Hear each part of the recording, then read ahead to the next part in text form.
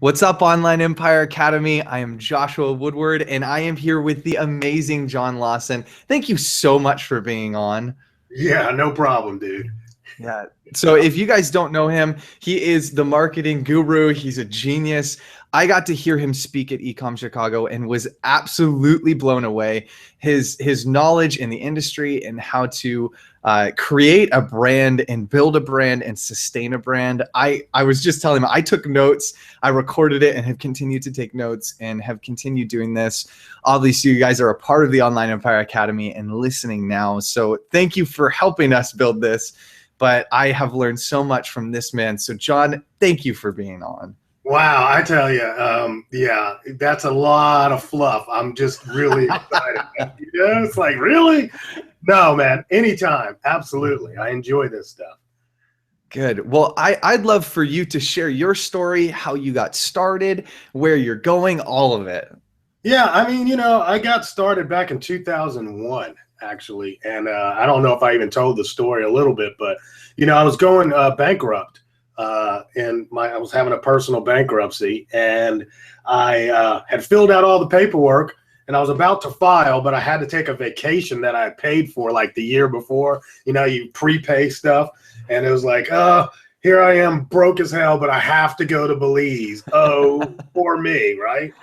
But it was funny, before I left for that vacation, I put some things up for sale on eBay, because this is 2001.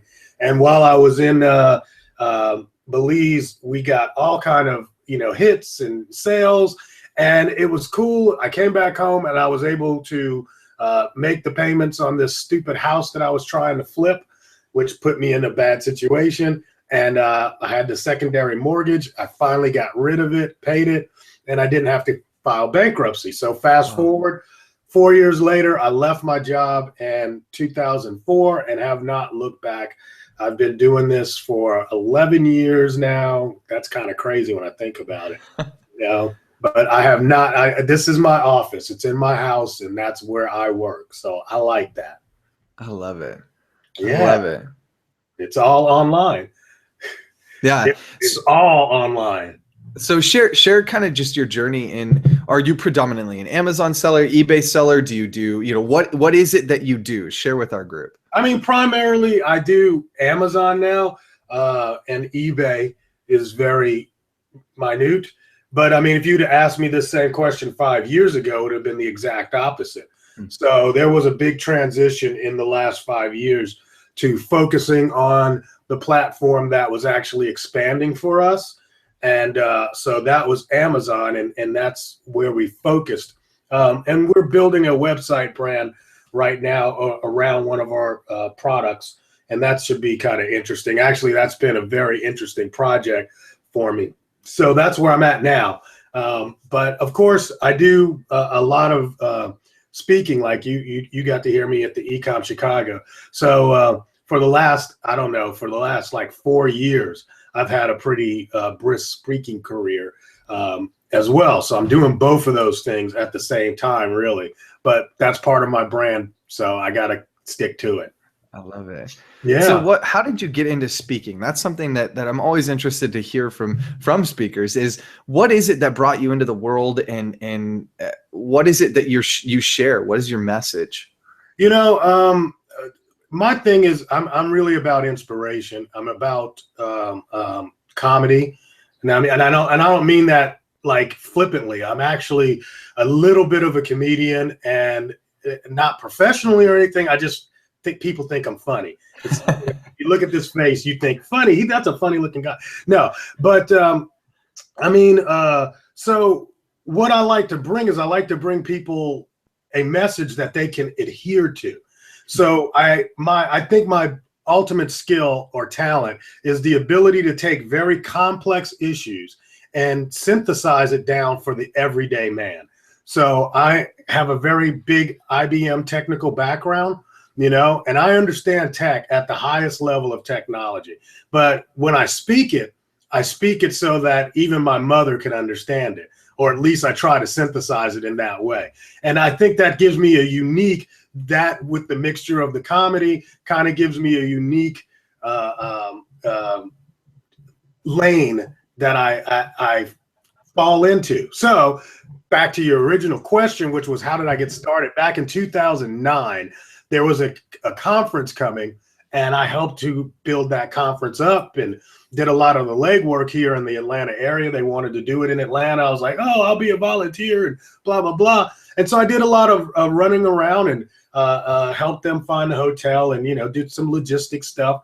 And then when it came down, to everybody, here's the thing, man, everybody has agendas. They might not tell you what their agenda is, but everybody has a hidden agenda. So my volunteering, my hidden agenda was I wanted to speak. I wanted a slot. You should let me speak. I think I'm a good speaker, right? And so when it came down to it, they were like, we're going to let you host a panel. And I was like, host a panel? I want to do a speech.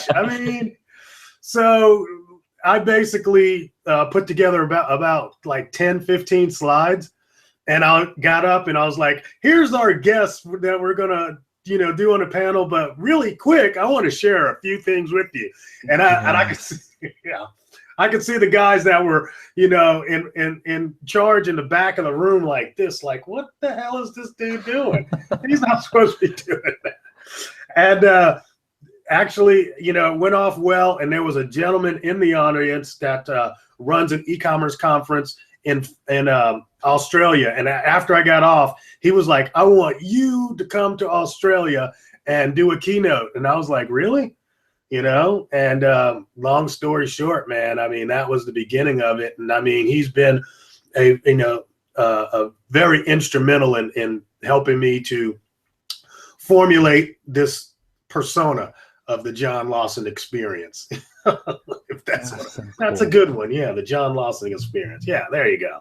Yeah. I've loved just even listening to you and watching you, and you have an amazing ability to, in a sense, brand yourself. And even what you're talking about of getting up on stage, he's like, I have 15 slides, like, hi, like, and what I want to learn and what I want our audience to learn from you is, what are some of the top tips you've found for branding yourself? Okay. And, here's the thing. We pitch words around, and I don't think if I asked a regular everyday guy, what is a brand? What does it mean to be a brand or to build a brand? And I ask them, what is a brand? And they don't know. What is a brand? Here's the deal. A brand is what people say about you or your product when you're not in the room. Wow. That's your brand. All right. So when it comes to putting out or comes to building your brand, you've got to make sure that people are able to articulate that experience very simply. So if I say to you, one of the greatest brands in the world is definitely Coca-Cola, you know what that thing is. If I say Coca-Cola, that brand is that soda. It's just 100%, and they've created an entire environment around drinking that soda pop, right? I like to teach the world to sing and perfect. They all sitting there doing all these things, and people are having parties and all of that, or they're climbing mountains and then they drink a Coke. So the brand of Coke is associated with all those things, the good things in our life, the good times in our life, even though it's just a refreshing drink. You don't sit there and see people just going, oh, this is so refreshing. No, when you open a Coke, your life changes. That's the brand, right? So you've got to really position yourself or position your products in a way that it will relate to the people. That, to me, is what building a brand is all about. So when you are not there, they're talking about you in a very positive light. So that's what you got to do. That's very cool. What's the best way to position yourself? Because that's one of my biggest questions, and the one that I've come up with is, how do you position yourself so that people talk positively? I loved your examples of like Coke. Coke associates their product with a happy experience. Yeah. How can us as Amazon and eBay sellers position ourselves in a place that people remember the experience that they have? Yeah, here's the thing. No matter what, if you're on your website or you're on your Amazon site or anything like that, the last point and the most important point of contact with any of your customers in the e-commerce space is when they open that box. When I get that package and I open that box, that is your opportunity to brand that experience, because out of all the things I'm going to remember, opening that package, it will be the thing that will brand my experience with you as a seller or a business.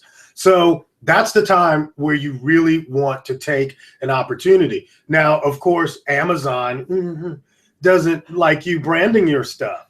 However, you can brand your experience. So when you do follow-ups, you can actually make sure people got good service. They got the products that they like. If they're having any issues, questions, or concerns, here's where you need to call. And you can even follow up with your customer once their packages arrive and just say, hey, I'm just making sure, call them up. We're just making sure your package arrived, everything was okay. This is so-and-so from so-and-so company. Okay, thank you. And that sparks a conversation, that makes people remember you, remember your brand. And once you have their attention, you can sell them more stuff.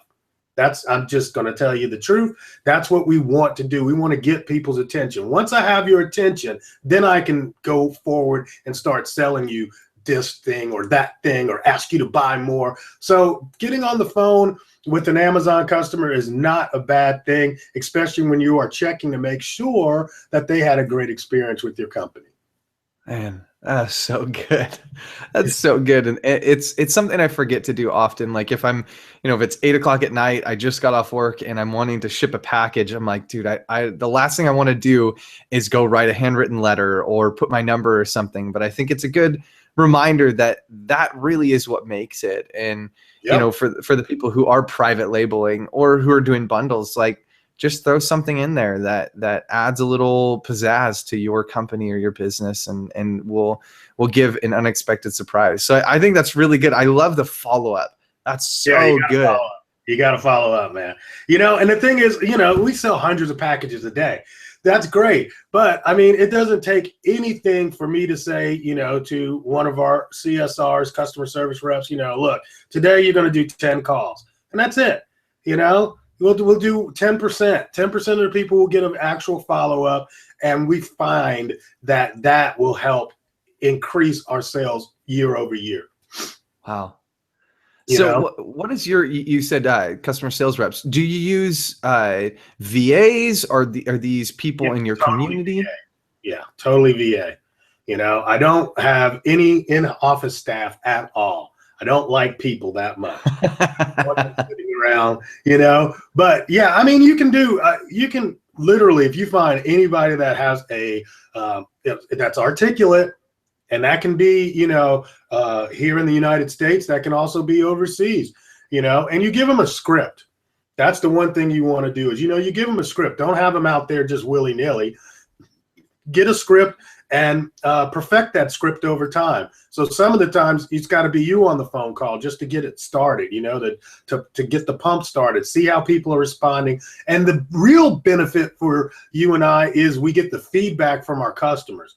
So we know, I don't know if you got people that might be doing your prepping for you, and they might be, you get the feedback from a customer and they're like, well, the packaging was dirty. It's like, really? I didn't even know that. I'm thinking, my prep people are doing great, and another thing is if you use a prepping service, because like I'm saying, that package, when they open it, that is your company to your customer, right? So when you take the onus of like, oh, I'm going to let somebody handle my brand, right? Because that's my brand. Somebody else is handling the brand for me.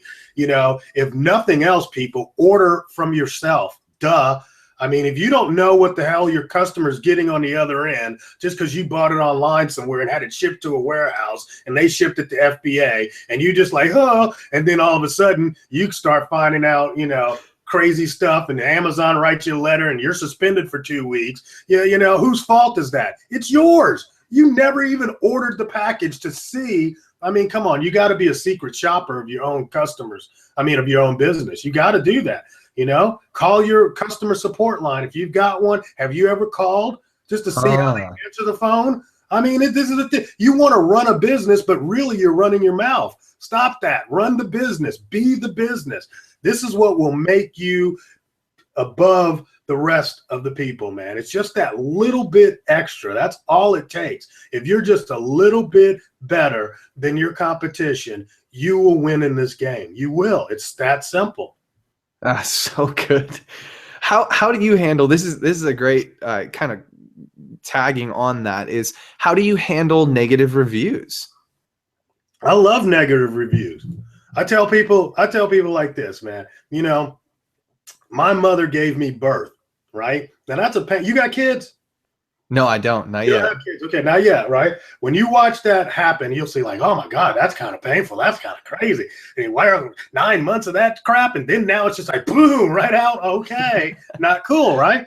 But you figure you recognize your mother loves you. You came out of her womb. You're a part of her body. And it's like, oh, she just loves you unconditionally, right? But my mother doesn't love me 100%. All right? I'm not 100% perfect to my mother. None of us are 100% perfect. The thought that we should have 100% feedback is ridiculous. It's just not going to happen. Everybody's not going to be happy with you. So don't take it personally. That's the first thing. Do not take it personally. Second thing, never answer feedback directly to your customer without recognizing that the rest of the world is listening. Huh. All right. So you just think about this. I had this incident. I was at a very high-end resort doing a speech in Orlando, and I'm checking out. And I mean, this is like, I can't remember. It's the Ritz, right? We got the Ritz. I'm checking out. There's this guy at the desk. You can tell he's just one of these rich, I'm here to play golf kind of jerks. I'm just going to say it. He's being a real asshole. And he's at the front desk just cursing people out. This is the worst piece of crap. He wasn't saying crap. He was saying, you know, this is the worst. This place is a dump. It's a dive. And we're in the Ritz-Carlton. I'm like, this is dude, right? He's like, this is the piece of, you know, and he's just going off. The limo driver pulls up. The limo guy gets out, opens the door. And then all of a sudden, this little Asian woman just runs and gets in the car. And I'm like, that's his wife. She's so embarrassed. He is just going off call. And the leadership team, you know, like the desk manager and all these people are just sitting there going, yes, sir. I'm sorry, sir. I apologize, sir. I'm sorry you feel that way, sir. You know, just getting him into the car, get out, right? Yeah. Because they recognize that all of the other guests are watching, and they're not watching him. They're watching how you're going to respond. So you have to remember that when you don't take it personally, take a breath, walk away from the computer, and then respond like your other customers are really listening to see how you are.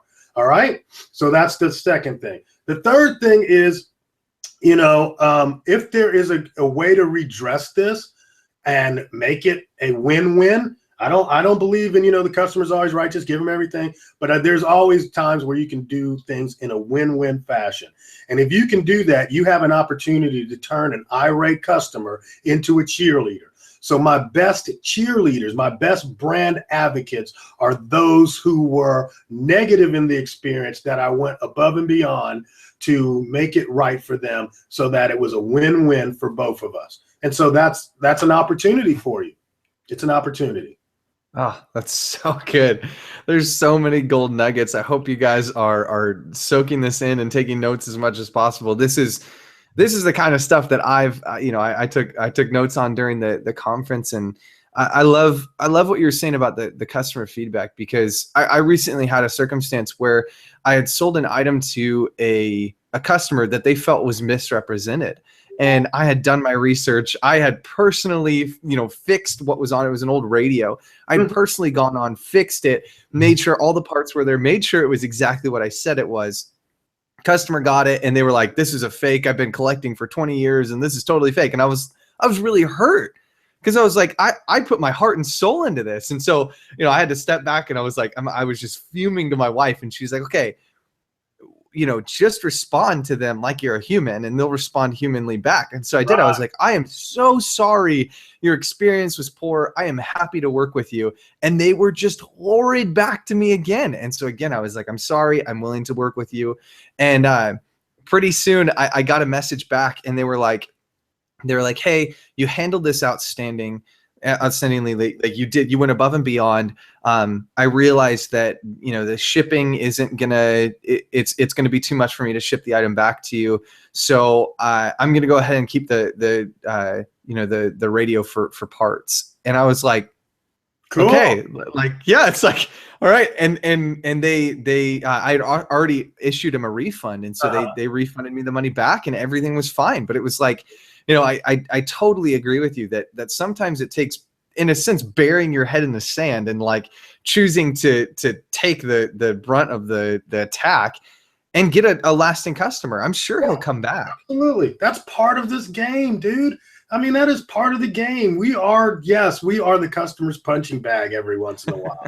And they're probably you don't never know what kind of bad day they're having, but don't let them invoke you, Don't let them entice you to join into the crazy. It's like, I get it. You're crazy, lady. I understand it. I already know she's crazy. And the one thing that here's the two words, and you said the two words that are magical in customer resolution is I'm sorry. All right. And you don't have to be personally sorry. I'm sorry to hear that. And I am sorry to hear that. I'm not sorry. I'm just sorry to hear that. Or I'm sorry you feel that way.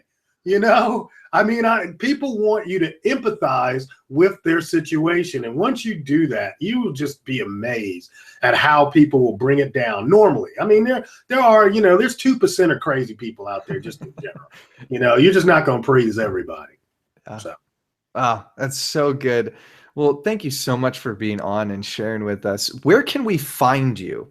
I don't know, man. I'm trying to get lost. Right now, I'm on johnlawson.com. That's just my name, johnlawson.com. I'm in the middle of rebranding that. So it's kind of like, barren space, but you can always find me at Colder Ice anywhere. Colder Ice on Twitter, Facebook, Instagram. I'm always on social media. And then, of course, there's the thing in the Facebook called the Ecommerce group. Just look up the Ecommerce group. Join us. There's about 5,500 e-commerce sellers there, and we talk about everything. So we're multi-platform, and it's kind of fun, man. And that's where you'll find me pretty much all the time. Perfect. Yes. Well, I'm excited, and we'll be posting the links. If you guys have enjoyed this podcast, please like it, share it, and you can also find us on YouTube and Stitcher Radio, iTunes, our own blog, theonlineempireacademy.com, and we will be posting all the links. Thank you again for coming on, John. I always love hearing you and appreciate you. I appreciate the offer, man. Thank you so much. It was great talking with you. Yeah. Until next time, Empire, have a great day.